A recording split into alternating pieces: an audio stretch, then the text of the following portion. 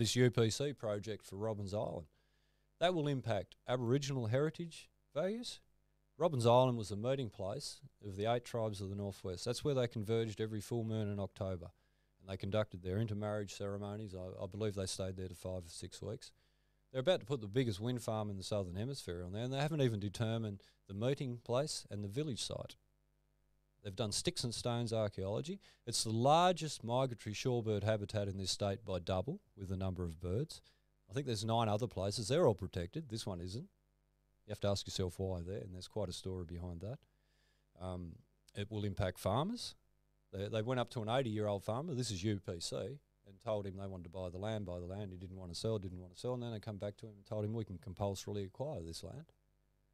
You know, this is a foreign-owned company that's been given avenues to go round and tell people we can take your land off you whether you like it or not. Now, that 80-year-old, I don't know if he ever fought in a world war or not, but the very thing he fought for is happening now. So is that a bluff or is that true power? No, they can do that. They can do that. So who's giving them that authority? Well, the Minister of the Day, Guy Barnett, I guess. It's his ball, this So one. what's their spin? Is it because it's for the better of the community, or how Jobs and growth. Now, you know where they got the jobs and growth slogan from? Have a look at back in America. That's where they come from. Jobs and growth. It's another spin, marketing exercise. Everybody's for jobs. So in your personal opinion though, like, how's it gonna do jobs? Because I feel like as soon as the wind farm's put together, that's it. They are pretty much they run themselves. I paid some money to some energy consultants. I said, I want in your plain words, what's in it for us with this? And in a nutshell, he said to me, all benefits from this UPC project flow north. We Tasmanians take all the risk if it falls over or if there's advancement in technology and it's no longer relevant. Apart from the Smithton Tuck Shop, this is his words, apart from the Smithton Tuck Shop and tall timbers for accommodation, there'll be very little in it for the community, and I think we might get 1 apprentice a year.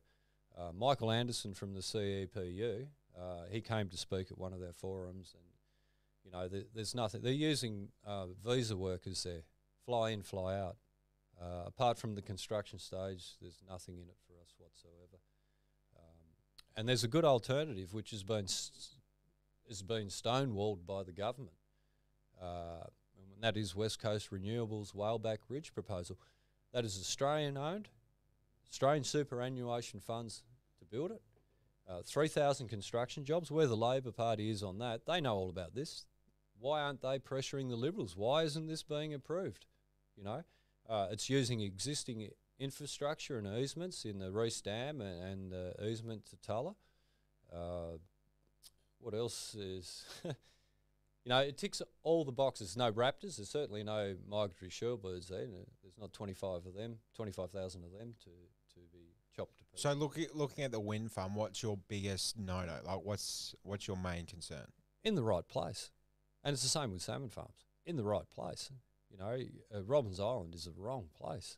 So why do you think they've chose Robbins Island? Well, there's wind there. You know, the logistics, the causeway and bridge or whatever they have to put across the channel there, we'll silt the channel up and stop that flushing. Birds will be hitting that.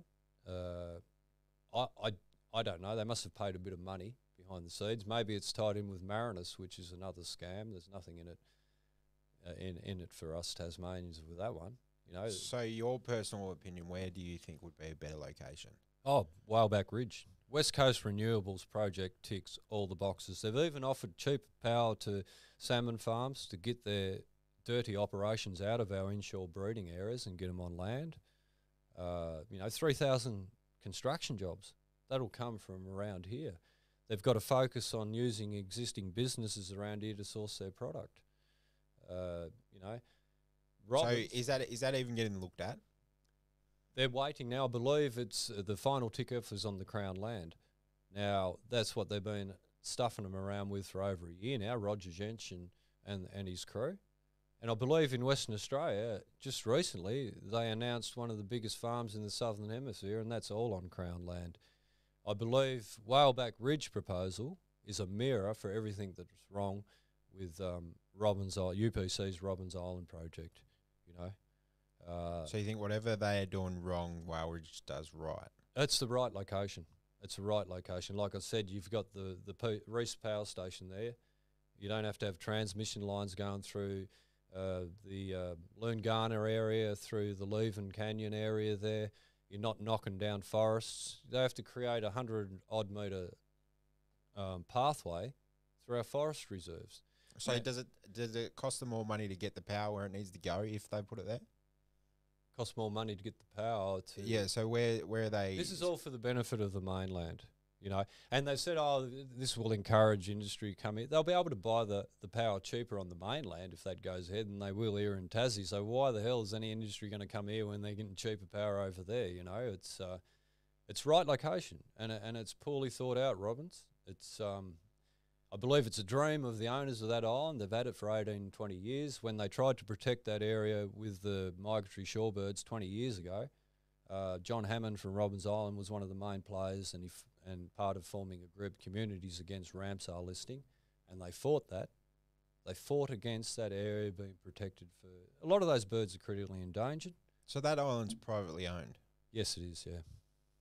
Yep. So have they sold, or are they going to lease it, or how does that work? No, I don't know. I guess they just lease the sites for the wind farm towers, and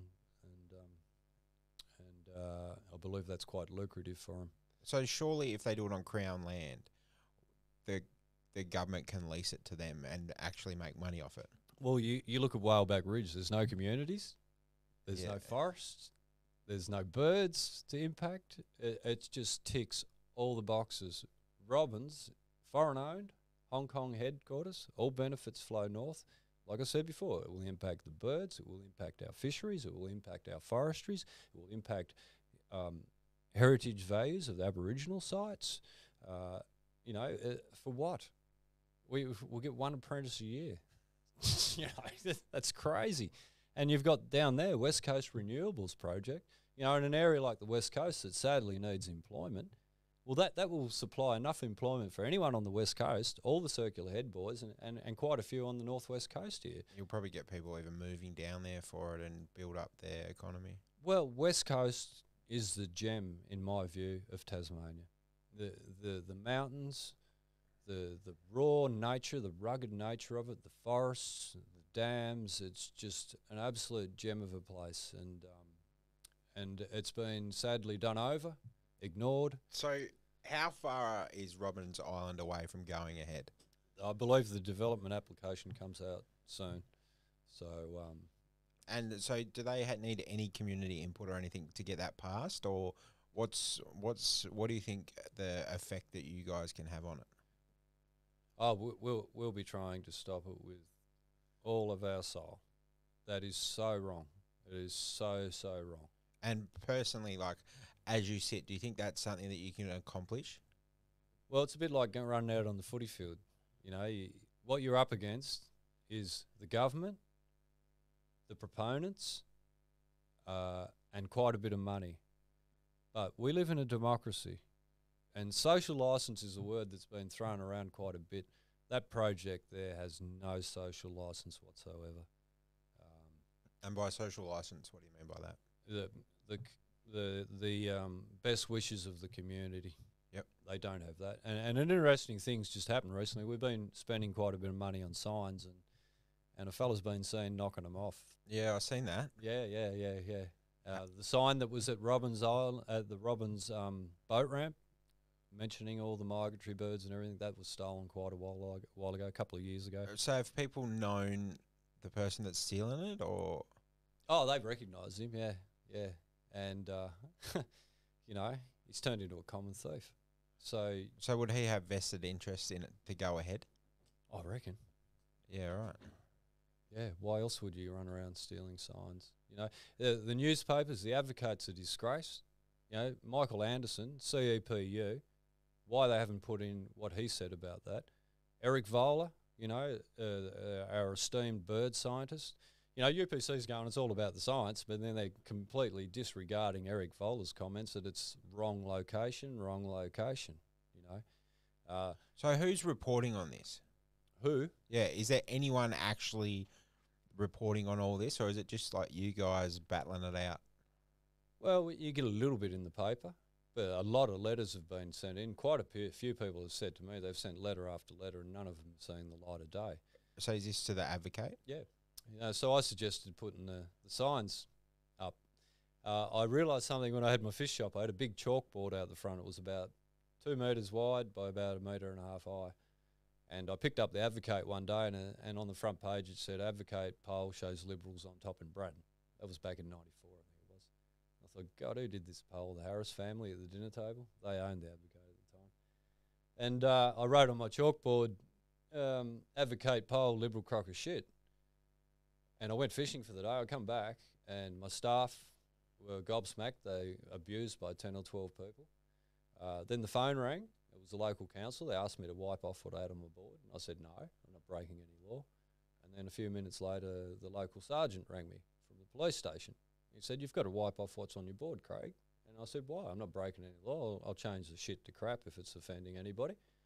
And he said, "Well, if you don't wipe it off, I'll book you for obstructing the footpath." And I said, "Well, you come and book me, and you book everyone else in the street with their sign." And I've got that infringement notice at home. So I realised the power of the word just on a board on the side of a road. So these ladies down there that have formed the Circular Head Coastal Awareness Network, they were stressed to the eyeballs. Some of them are third, fourth generation of that area. And what they plan to do, they will change it forever. And they were just distraught and felt like nobody cared. They had no outlet. So we printed signs, and we've got a heap more coming now. After the ones we had got stolen, we're putting more up. So what do you think that they're achieving by stealing signs? They don't want people to know that it's the largest migratory shorebird habitat in the state. They don't want people to know that the King George whiting, the flounder, the garfish, the blue spot flathead, and all those other invertebrates and shellfish that feed those migratory shorebirds there, they don't want them to know how crucial. So is anyone covering any of that? In bits and pieces, but not in depth. If you go to the Circular Head Coastal Awareness Network Facebook page, and I'd encourage everybody to do that has got a keen interest in this place and where we're going. Eric Voller, the bird scientist, he speaks on that. Everything he says is damning against that project. Michael Anderson on the energy side, jobs and everything involved with it, he covers all that. I got to do a little bit at the end of it because Eric was on hookup waiting to answer questions, so I just covered a little bit on the fishery side of things. But I'll be doing quite a few Facebook videos over the next month or two. What about like the Chronicle down in Smithton or anything? Have they covered any of it? They are now. They're starting to put, I believe in tomorrow's Chronicle, there's a letter from Michael Anderson from the CEPU, the Communications Electrical Plumbers Union. Eric Voller has written a letter as well. We're getting a bit of an awareness out, but it's taken us, a Taswater's wife, an unemployed lady, and a few other volunteers, a lot of time and effort to make sure that the community is being informed about that. We've got 150 people to that forum. We had it at Smithton on a Thursday night. It was wet and windy at 6 o'clock. That was huge. You know, when they had a forum on the ice epidemic that they were having down there, they got 40-odd people, and they thought that was a success. Well, we got 3 times that, and we had heaps of apologies. So we're getting the information out. I think there's 10 groups now actively involved in fighting against this project along the coast. So in your opinion, do you think that awareness will be able to get it moved, or you just hope that it would be able to get it moved? Oh, look, I'm not too worried about the end result, but we've just got to do everything we can to make people aware of what is happening there, and hopefully build a groundswell of support. You know, I'll be putting my hand up in the next state election, which I believe will be announced tomorrow. That's the whisper. We'll see if that one's true or not. You know, salmon farms, wind farms, they're all profit-making ventures with very little in it for the community and a great cost to our environment.